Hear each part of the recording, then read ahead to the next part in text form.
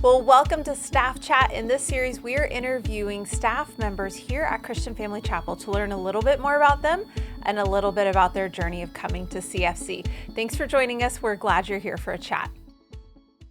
So in this episode, I'm going to introduce you to Becki Conover, who serves as the director of our kids ministry here at Christian Family Chapel. Thanks for being here, Becki.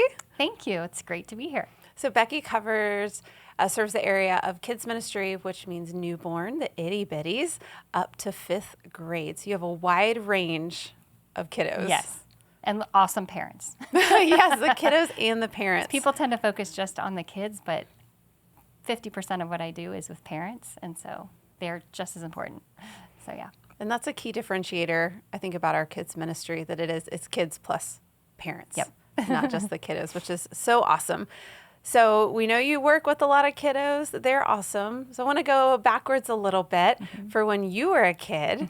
What did you want to be when you grew up? That's a great question. I grew up in Southern California and loved the beach and fell in love with everything having to do with the ocean. So when I was younger, I wanted to be a Shamu trainer and swim with the dolphins. That was either swim with the dolphins or swim with Shamu. And so I looked into that, and you had to be a marine biologist or something like that to do that.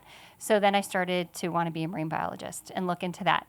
And then when I got into high school, and the Lord got a hold of my heart, and I had a very influential youth leader, actually my youth pastor's wife, Jenny Weir, who was a nurse. She saw how much I love science and how much I love to serve others. And she's like, I think nursing would be a good fit for you. So then I kind of switched gears and pursued nursing for a little while. Oh, that's awesome. Was there a particular area of nursing that you covered? Well, no. I just liked being, that's a long story, but no, I just love serving people. And I love medicine. And blood and guts does not freak me out at all. I'm actually drawn to it. Anything that's horrific looking, I'm like, oh, let me see. And so, yeah, that doesn't bother me at all. I love surgery and that kind of stuff. It probably works well working with kids. You know, you're not going to shy away from the bloody lip or bloody nose. No problem whatsoever. It's totally fine. That's awesome. I think we all have those things that kind of turn our stomach. And for a lot of people, that'd probably be one. So yeah, not me. That's awesome. So you mentioned sharing about your experience growing up, and you had some influential people that really pointed you to Christ. But what would you say was a means, or maybe it was through people or a situation, how the Lord grew in you a heart for kids and parents? Well, the church I grew up in had opportunities for young people to serve in children's ministry. Judy Packard was our children's minister, and early on she saw something in me, I don't know what, but she started to include me in a lot of stuff that normally you wouldn't get to be a part of. And so I started working with kids when I was in 6th or 7th grade, so just like the kindergarten teacher or a 2-year-old helper. And then by the time I was later in high school, I was what we would call an intern over the summer. And I worked all of their kids program. I went to camp with them up in the mountains in California and went to Forest Home is a cemetery. Forest Home is the camp for kids.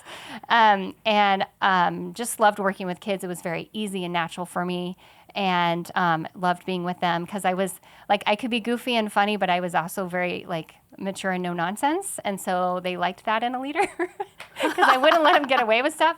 And then once I got married, every duty station we lived in, we worked with children, both Mitch and myself. And so whether I was working in the nursery or we were working with Awanas, he was working with youth a lot. And so I was always working with kids and stuff. And then I became a parent. And then I started to see parents need a lot of help. And wow, I wish I had people walking alongside me during these different stages. And I wish I had someone giving me resources at certain things. And so that's my heart is to walk alongside parents and help resource them and encourage them in the most important job that they have is to raise their children. Absolutely. There's a part in there you mentioned when you guys were stationed. So a big part of your journey was actually with the Navy. Yes. So you were a Navy wife. Yes. A lot of moves. Yes. How did that impact you with eventually transitioning into working into ministry full time? Yeah. So Mitch and I grew up together, and it was his dream to be a Navy pilot, eventually an astronaut. And so I jumped on that dream with him, and we moved 13 times, and we had many different experiences across the country and the world. And every place we lived, we knew that we needed to jump right in and get involved in the local church. Yeah. A lot of military families float around and never settle anywhere, and so they can go through decades of their life never finding a home in any church. And so we knew pretty quickly the local church was going to be what helped us grow in our faith and keep us grounded and connected, and help our marriage and our family. And so we made it within probably the first 2 months of every duty station. We had chosen a church to land in, and we knew part of choosing a church to land in was serving. We didn't just want to be attenders and consumers. We wanted to serve, and so we would jump in as soon as possible. But that became really tricky because like new people show up and the churches don't know you, and so sometimes it took a little while to get involved. But we also found like parachurch organizations we serve in, like Officer Christian Fellowship or Navigators or CBS, Community Bible Study, different things we'd get involved in. But yeah, military was a huge thing. Early on, when I was growing in my faith as a teenager, missions was a big thing. Like I was like, maybe the Lord would want me to be a missionary. And that was a big question mark. And Mitch had the same heart. And then we just kind of said, you know what?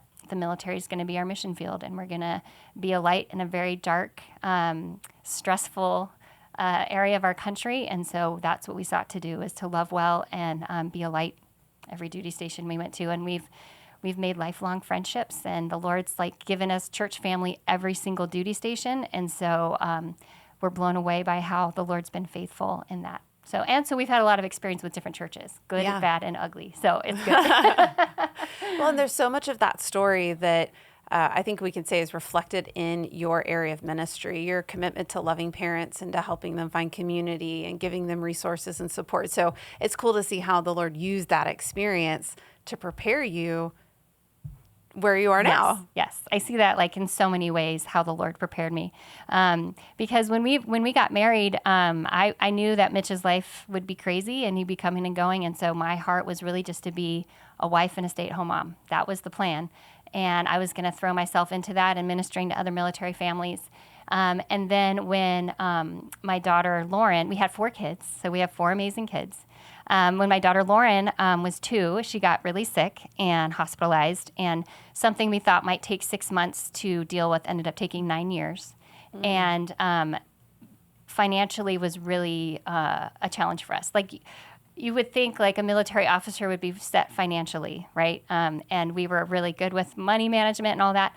But early on, we learned that our health insurance wasn't going to cover most of her treatment. And we were going to have to go outside the regular realm of things to find treatment. And at times really felt like we were hemorrhaging money. That sounds terrible. It was very hard, but it was very much an act of faith, of trusting, okay, the Lord's going to provide what we need. And we have some of those crazy stories where we had a very specific bill that was due, and the Lord, a check would come in the mail that was the exact amount we needed to pay that bill. That's amazing. I love that, how the Lord is so faithful and loving and caring to provide. But at, about like 7 years into it, I was like, maybe I need to find a part-time job. And so I was praying about that. I still wanted to be with my family. I was homeschooling and with my kids and all that. And we had a crazy life of just moving and all that. And so the Lord knew my heart and knew the needs of our family. And so when we came back to Jacksonville our second time, like one Sunday morning, I remember I walked into the gym to pick up my elementary kids, and Joni Alexander, who is the minister to children, she looked at me and she's like, "Hey, I'd love to meet with you this week." And I was like, "Sure, okay. Sounds good. I love you."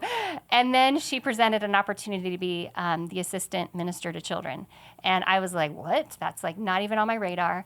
And so it was a part-time position that focused mainly on preschool. So I became like the preschool director. And we felt like that was a gift from the Lord. And really quickly I learned that the areas that the Lord, how he created me, gifts and talents when it comes to organization and all of those things, like it was a perfect fit. And I was like blown away by how well utilized my gifts were. That sounds so weird, and I don't mean to be prideful about that. But I was just like, wow, like I didn't realize that was a strength of mine, but a lot of strengths came up to the surface as I did the job. And then got to work with youth, which I love working with teenagers, and got to work with college students, which was super fun. And so just like the Lord opened up my vision of how I could serve and how he could utilize my gifts. And so it was super cool and loved it and was happy to be in that role. And I was fine part-time and it was great. And then Joni looked at me a couple years before she left and she said, you know what? I think you could take over my job. And at the time I said, no, thank you.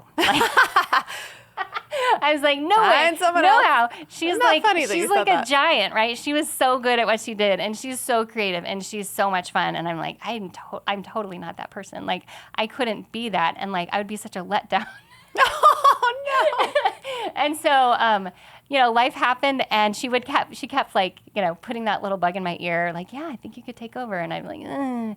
And then it came to a time in her life where she felt like the Lord was calling her and Tim away, and Mitch and I had a lot of conversation about it. We prayed a lot about it. And then the job for the minister to children was offered, and I accepted, and here I am.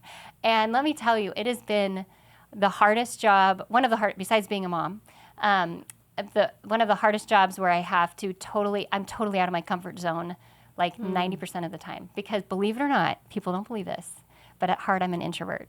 And like, really? Yes. Like, and I have major social anxiety. I had no idea. Like, having conversation with strangers is like, oh, and like, I'm fine one-on-one like we are right now. This is great. But put me in with like a group of people and I'm like, oh my gosh, this is a lot. And then getting on stage is a lot. But getting on stage in front of kids is different than adults, of course. But that is different. There's so many things that I'm like, okay, Lord, like, this is totally not me. This is you.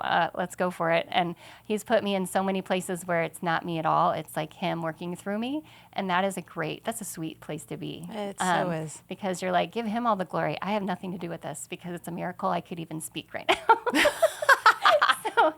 So anyway, so yeah, that's kind of how the journey, I wasn't really planning on it. And I don't like have a degree in children's ministry, but I've done a lot of training now. So that's awesome. Like, CFC is so generous to give me opportunities to go to conferences, to be trained, take classes and all that. And so I've really grown in leadership and learning about children's ministry. So, yeah. I love hearing your story. And I think I've always known bits and pieces, but I've never sat and like just kind of gone chronological through that. But so cool to hear and see how the Lord raised up those gifts in you that he gave you to use for his glory. And Becki is a hyper-organized person, and this is why we get along so well.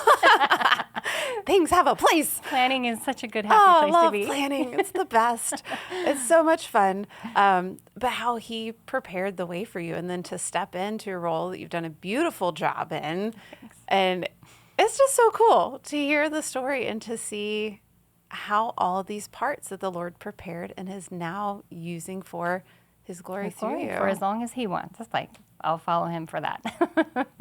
That's so fun. Yeah. Oh, so fun. So what would you say is one way that the Lord has grown you in the last year? In the last year. This is where I might get a little emotional.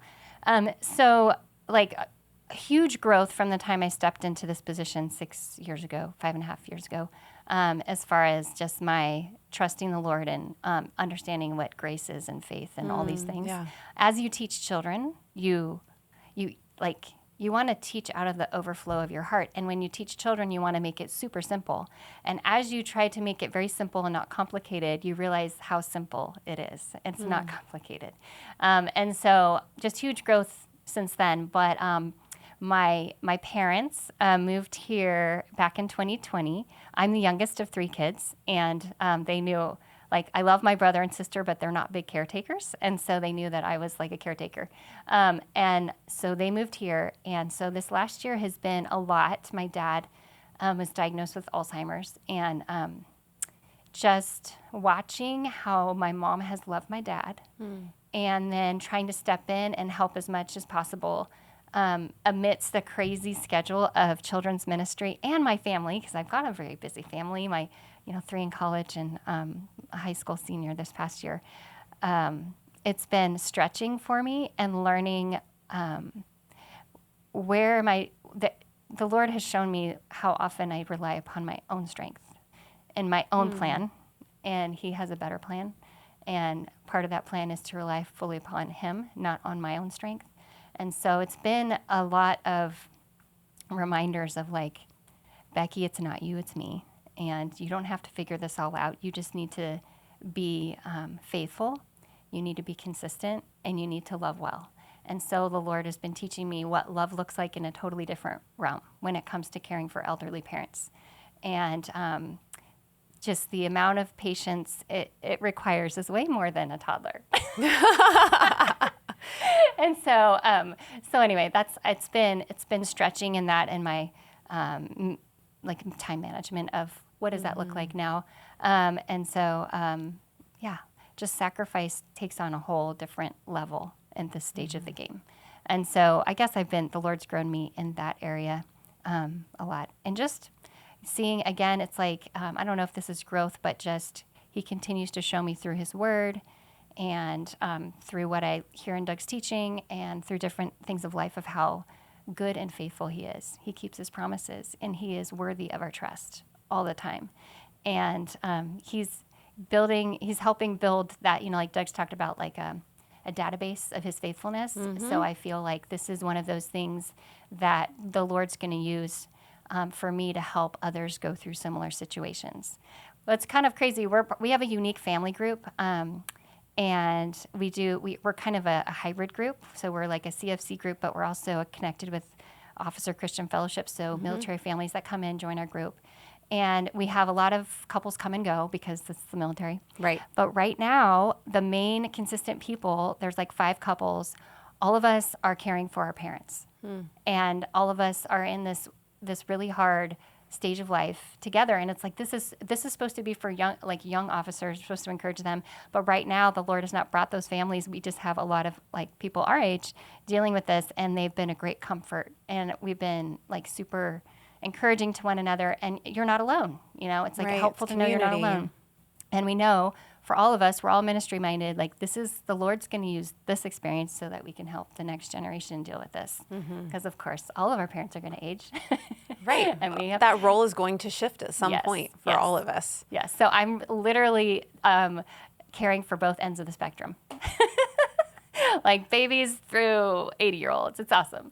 So anyway, that's like kind of where the Lord has grown me a lot, and in just how I view things and how I view him. And so, but just one also thing that like I've been just super encouraged by his word. And like I don't know if you've heard of this thing called Bible Recap.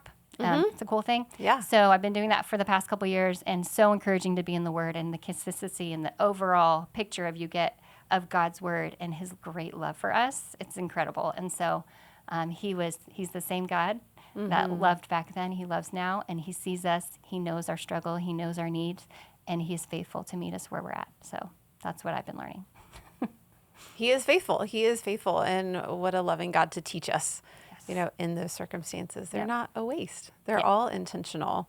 And so you've experienced that now, that spectrum of being the child caring for the parent. You've been the parent caring for the 4 kiddos. Yep. So you've got all of this wealth of experience that the Lord has given you.